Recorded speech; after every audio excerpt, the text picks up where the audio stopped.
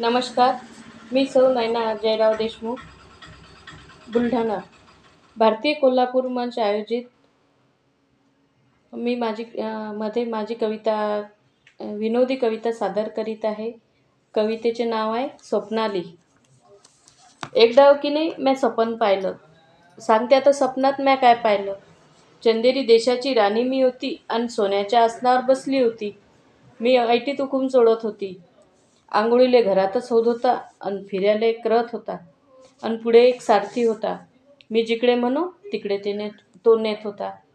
सोन्याचा पाट मले जेवायले आणि चांदीचा काठ मले झोपायले आणि दाशी होते मले अंगई गीत म्हणाले.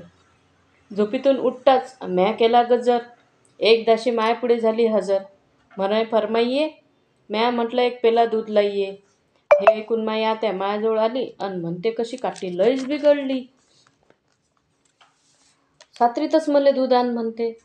मग काय आत्याचा आवाज ऐकून हरपली राणी आणि पहिली दाशी उठली, डोळे चोळू लागली. घेतली आता सायकल, धरली थैली आणि स्वप्नाली आता स्वतःच दूध आणून राहिली.